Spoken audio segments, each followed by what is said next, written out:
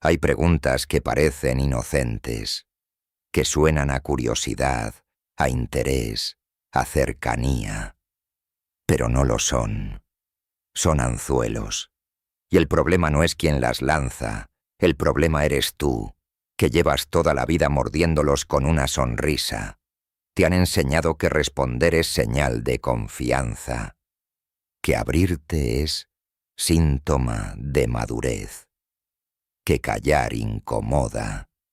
Y mientras tú creías eso, otros aprendían a usar tus respuestas como mapas de tu interior, como llaves a tus miedos, como munición guardada para el momento exacto. El mundo no lo gobiernan los más honestos, lo gobiernan los que saben cuándo no hablar. Si algo de esto te está incomodando, bien. Eso significa que todavía hay algo que puedes salvar. Deja tu comentario más abajo cuando termines de escuchar. Algo de lo que vas a oír hoy va a quedarse contigo. Y si sientes que esto es lo que nadie más está diciendo, ya sabes qué hacer. Hubo un hombre en el siglo XV que observó a reyes, a traidores, a santos y a asesinos, y llegó a una conclusión que la mayoría prefirió ignorar. Los seres humanos no actúan según sus valores, actúan según sus miedos disfrazados de valores. Ese hombre no escribió un libro de autoayuda, escribió un manual de realidad. Maquiavelo no era un monstruo, era un espejo, y los espejos incomodan precisamente porque no mienten. Lo que él entendió, y que sus contemporáneos no toleraron, es que el poder no vive en las palabras que dices, sino en las que decides no decir, que la información es territorio, que quien controla lo que sabe el otro, controla la dinámica, que revelar demasiado no es generosidad, es vulnerabilidad disfrazada de virtud, y que hay ciertos tipos de preguntas que, cuando aparecen en una conversación, no están buscando conectar contigo, están buscando catalogarte. Existe un tipo de persona que nunca vas a reconocer a primera vista. No lleva máscara visible. Sonríe. Hace contacto visual. Pregunta con tono suave. Y mientras tú interpretas eso como señal de interés genuino, ella está construyendo un archivo tuyo. Tus inseguridades, tus ambiciones, tus puntos ciegos, tus contradicciones. La masa, ese concepto que tanto molesta nombrar, no es un grupo de personas malvadas, es un modo de operar. Es el piloto automático colectivo que responde porque se siente obligado a responder, que habla porque el silencio le parece sospechoso, que abre su vida interior ante cualquier pregunta porque confunde exposición con autenticidad. La masa no sufre por falta de inteligencia, sufre por exceso de necesidad. Necesidad de ser comprendida, necesidad de ser validada, necesidad de que el otro sepa quién es, para que así, quizás, lo acepte. Y esa necesidad es la jaula más perfecta que existe, porque no la construyó nadie más que tú mismo, ladrillo a ladrillo, respuesta a respuesta, confesión a confesión. El ego frágil es el arquitecto involuntario de su propia derrota, porque el ego frágil necesita ser visto, necesita que el otro sepa lo que ha logrado, lo que ha sufrido, lo que merece.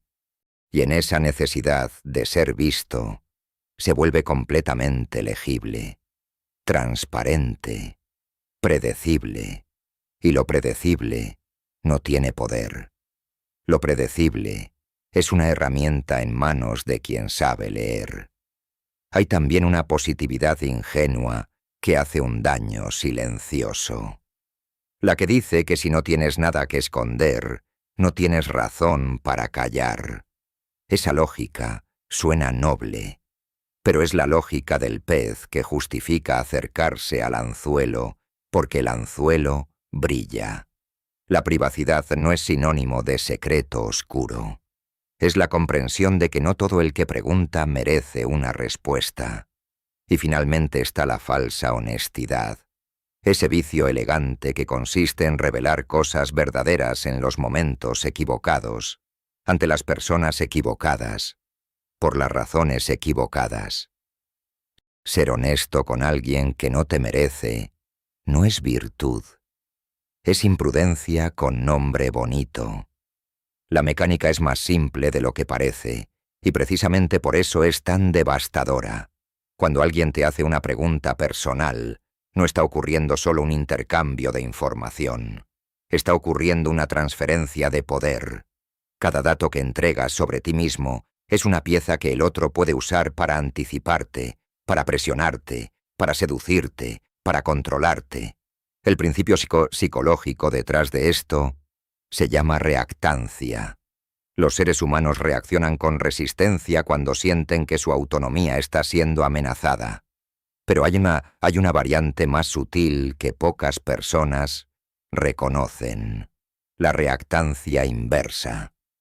Cuando alguien parece no querer tu respuesta, cuando parece indiferente a lo que piensas, tu ego entra en pánico. Y ese pánico se disfraza de deseo de explicarte, de necesidad de convencer, de urgencia por ser comprendido. Y así, en el intento de recuperar una autonomía que nadie te quitó, la entregas completamente. La escasez de información sobre ti mismo genera atracción. La abundancia de confesiones genera aburrimiento y vulnerabilidad.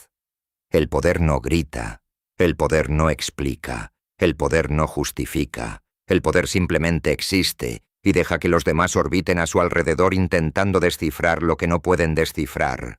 Ahora entramos al núcleo. Hay 13 tipos de preguntas que aparecen en conversaciones ordinarias, en cenas, en reuniones de trabajo, en relaciones íntimas, en negociaciones, en confesiones nocturnas. Y cada una de ellas, cuando viene de alguien que no has elegido conscientemente como confidente, funciona como una trampa de terciopelo. No duele cuando caes. Eso es lo peor. La primera es la pregunta sobre tus miedos. Parece profunda. Parece que quien la hace quiere conocerte de verdad. ¿Qué te da miedo? ¿Cuál es tu mayor temor? ¿De qué huyes? El miedo es el mapa más detallado de tu psicología. Revela tus heridas. Revela qué puedes perder. Revela por dónde entrar si alguien quiere desestabilizarte. El que conoce tus miedos no necesita amenazarte abiertamente. Solo necesita insinuar lo que te da miedo perder, y tu propio interior hará el resto. La inversión de poder no consiste en mentir sobre tus miedos. Consiste en no ofrecerlos como moneda de intercambio. El miedo es tuyo. Es información privada. Cuídala como se cuida un mapa de un territorio que no quieres que nadie conquiste. Hay algo en el silencio ante esa pregunta que comunica más que cualquier respuesta. Comunica que sabes el valor de lo que te están pidiendo. La segunda es la pregunta sobre tus fracasos pasados. Cuéntame de algún momento en que fallaste. Cuéntame de cuando todo salió mal. ¿Qué aprendiste de tu peor error? Hay una retórica que dice que hablar de los fracasos es señal de madurez. Y en algunos contextos, con personas específicas, en momentos elegidos, puede serlo. Pero en la mayoría de los contextos, lo que hace esa información es trazar una silueta de tus límites.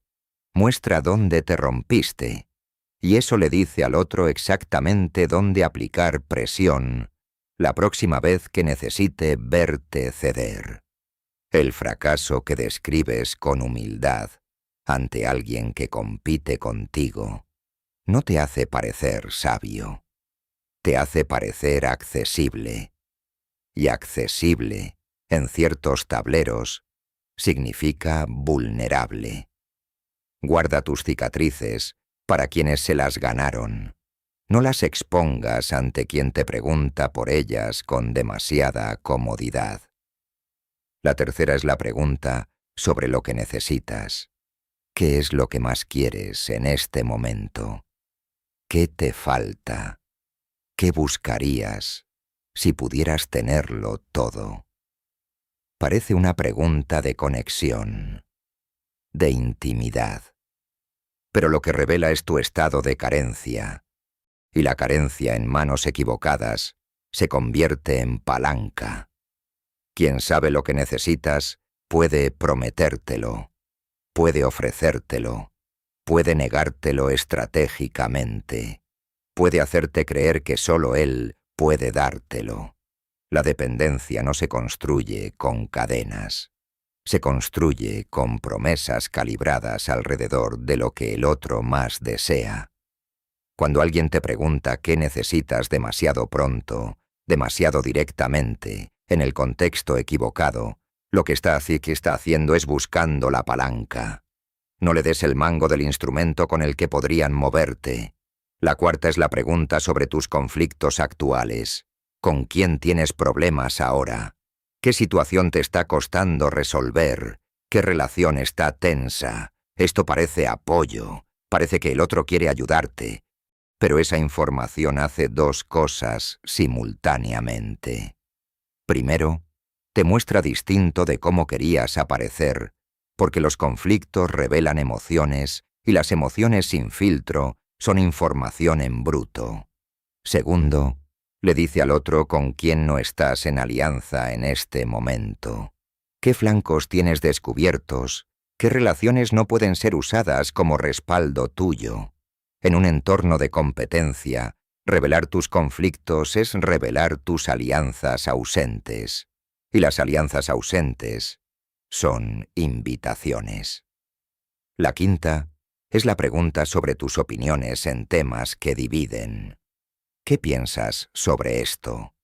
¿Cuál es tu postura? ¿Cómo ves tú este asunto? Las opiniones son identidad, y la identidad expuesta crea flancos.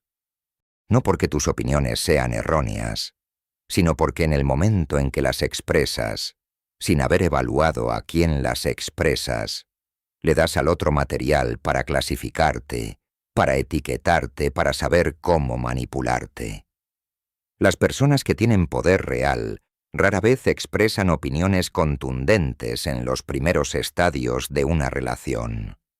Observan, escuchan, recogen, y solo hablan cuando la arquitectura del intercambio ya les favorece. La opinión lanzada demasiado pronto no es valentía, es impaciencia con consecuencias. La sexta es la pregunta sobre cuánto ganas o cuánto tienes. ¿Qué salario tienes? ¿Cómo te va económicamente? ¿Cuánto vale lo que posees? Esto puede aparecer con elegancia.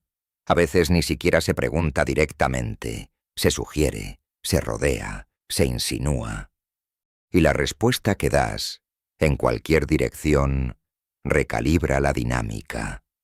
Si ganas más de lo esperado, activa envidia o apetito. Si ganas menos, activa condescendencia o desprecio disimulado. El número no importa. Lo que importa es que el otro ahora tiene una medida concreta con la que posicionarte en su jerarquía interna. Y esa jerarquía interna determina cómo te trata, qué te ofrece, cuánto te respeta, cuánto te teme. El misterio sobre tu posición económica es un activo. No porque tengas que mentir, sino porque quien no sabe exactamente dónde estás, no sabe exactamente cómo tratarte para obtener ventaja. La séptima es la pregunta sobre tus relaciones pasadas. ¿Por qué terminó tu última relación?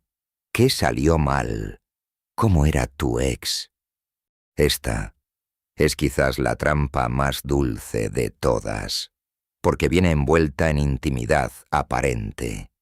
Pero lo que describes en tus relaciones pasadas revela tu patrón emocional, revela qué tipo de heridas cargas. Revela cómo reaccionas ante el abandono, ante la traición, ante el conflicto cercano. Y alguien hábil puede usar esa información para replicar exactamente lo que te atrapó la última vez, o para evitar exactamente lo que te hizo huir. No para tu beneficio, para el suyo. El pasado emocional es el territorio más íntimo que existe. No se entrega a quien pregunta. Se comparte, eventualmente, con quien demuestra merecer esa geografía. La octava es la pregunta sobre tus ambiciones. ¿A dónde quieres llegar? ¿Cuál es tu gran objetivo? ¿Qué quieres ser? Las ambiciones revelan tu dirección. Y quien conoce tu dirección puede posicionarse en el camino. Puede ofrecerte atajos falsos. Puede convertirse en obstáculo disfrazado de aliado. Puede hacer que dependas de él para avanzar. El competidor más inteligente no te ataca donde estás. Te intercepta donde vas. Y para saber a dónde vas, primero necesita que se lo digas. Tus metas más profundas son un mapa del tesoro. No lo dejes abierto sobre la mesa en cualquier conversación. La ambición silenciosa es la que llega. La que se anuncia a cada paso construye audiencia, no resultados. La novena es la pregunta sobre tus inseguridades. ¿En qué no te sientes seguro? ¿Qué crees que todavía te falta? ¿En qué área te sientes inferior?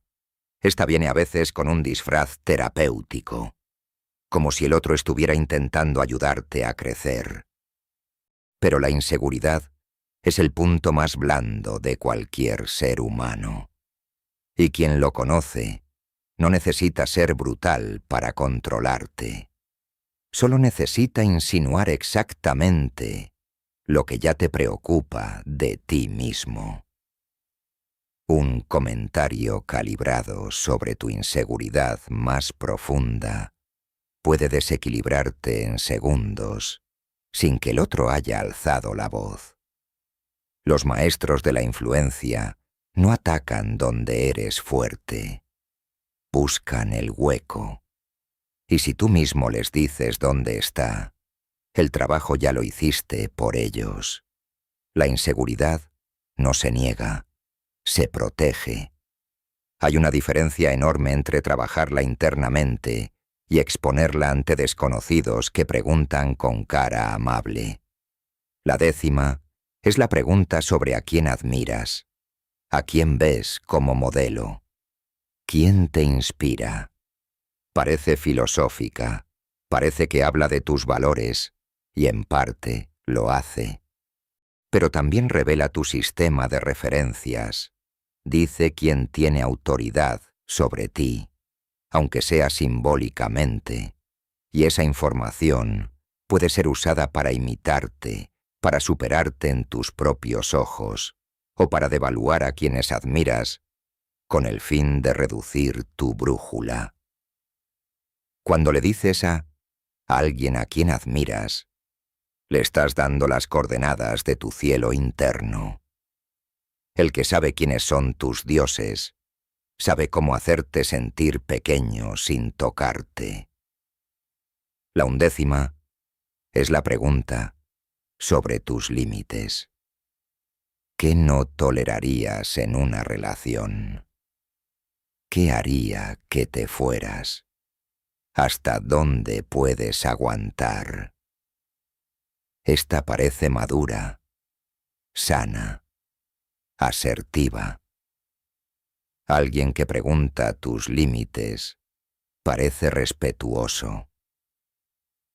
Pero hay una diferencia entre alguien que pregunta tus límites para respetarlos y alguien que los pregunta para mapear hasta dónde puede llegar sin que te vayas. El abusador más sofisticado no cruza tus límites por ignorancia. Los cruza sabiendo exactamente dónde están, porque tú mismo los trazaste con precisión.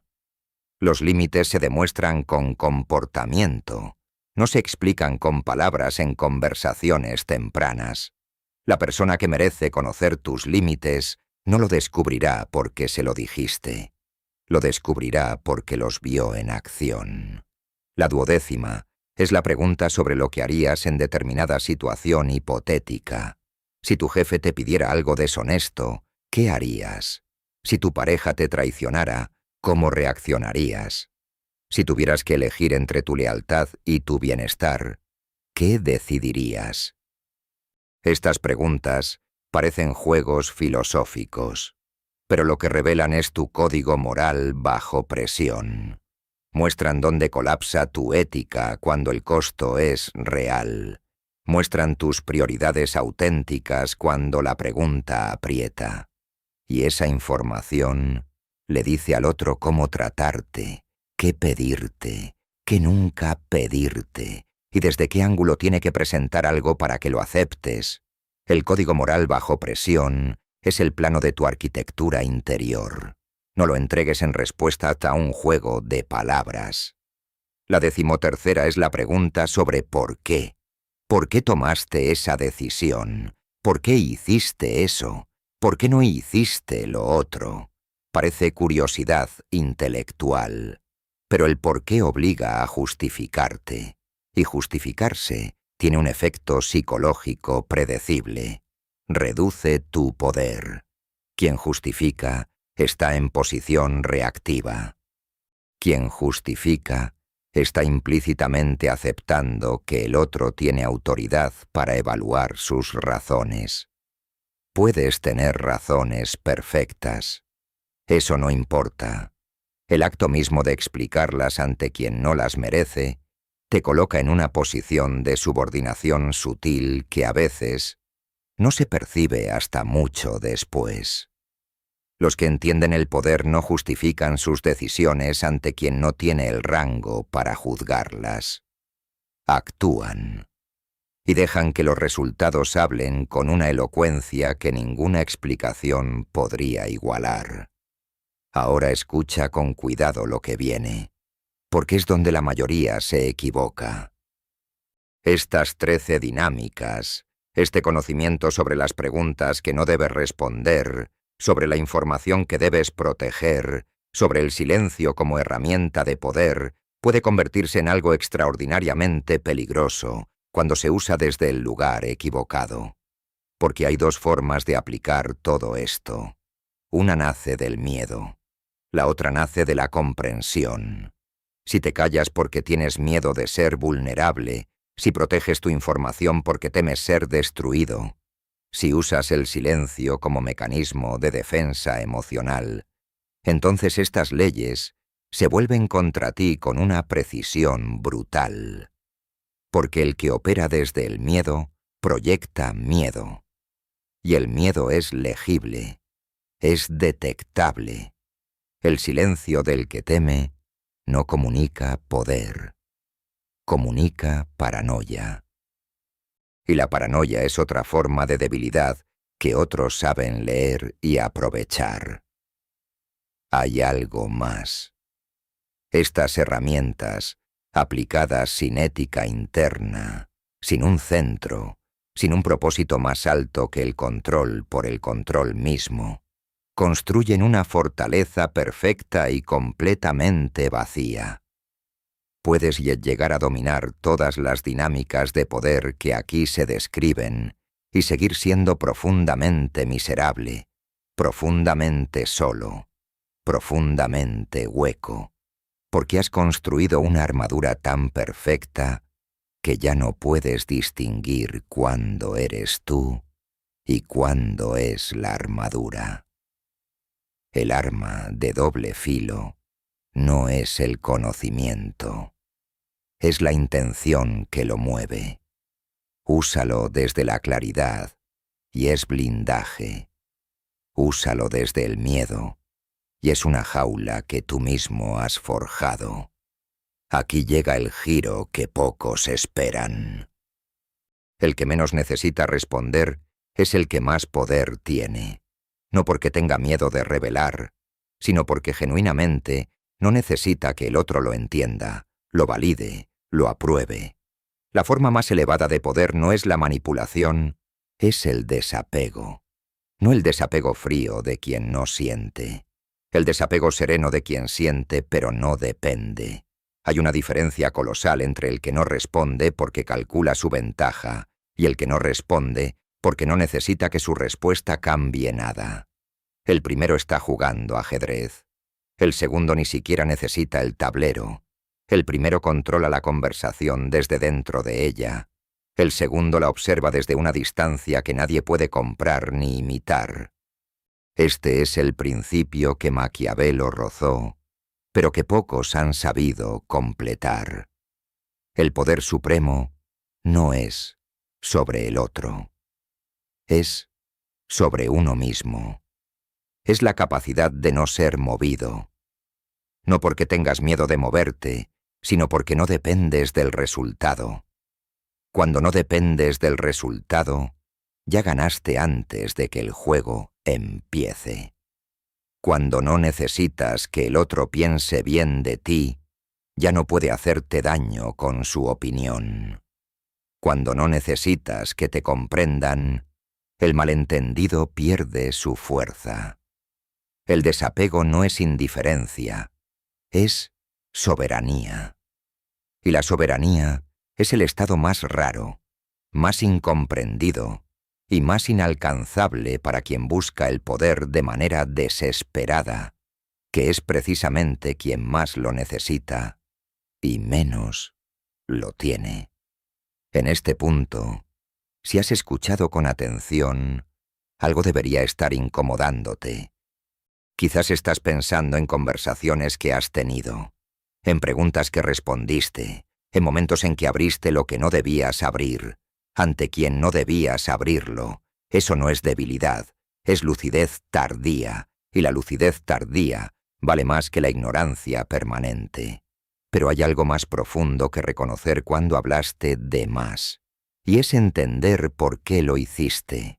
La mayoría no habla de más por ingenuidad, habla de más por necesidad, necesidad de ser visto, de ser comprendido, de pertenecer, de caer bien, de no sentir que está ocultando algo, y esa necesidad no desaparece con técnicas de silencio estratégico. Esa necesidad solo desaparece cuando ya no la tienes, cuando puedes estar en una habitación sin necesitar que nadie sepa lo que piensas. Cuando puedes dejar que alguien piense mal de ti, sin que tu interior colapsa. Cuando puedes salir de una negociación sin el resultado que querías y no perder el eje. Eso es lo que diferencia al actor del maestro. El actor finge poder, ensaya respuestas, calcula silencios, estudia los principios y los aplica con la rigidez del que sabe que tiene que parecer algo que aún no es. Y hay algo casi trágico en eso, porque el actor puede ser brillante, puede ser convincente, pero está interpretando un papel y en algún momento de debilidad, cuando el miedo aprieta, cuando la fatiga baja la guardia, el papel se rompe y detrás del papel no hay nada sólido, solo la actuación. El maestro no aplica principios, los encarna. No decide no responder una pregunta porque recuerda que no debe hacerlo. No la responde porque genuinamente no siente la necesidad de hacerlo. No decide guardar silencio porque calculó que es la mejor estrategia. Guarda silencio porque el silencio es su estado natural ante lo que no merece sus palabras. Esta distinción no es semántica, es abismal, porque el maestro no puede ser imitado desde afuera. No hay técnica que lleve hasta allí. Solo hay un camino, construir una identidad tan sólida internamente que el poder se vuelva consecuencia, no objetivo. El poder como técnica siempre necesita esfuerzo. El poder como identidad simplemente existe, como la gravedad, sin anunciarse, sin justificarse, sin necesitar que nadie lo confirme. Hay una imagen que quiero que lleves contigo cuando este guión termine.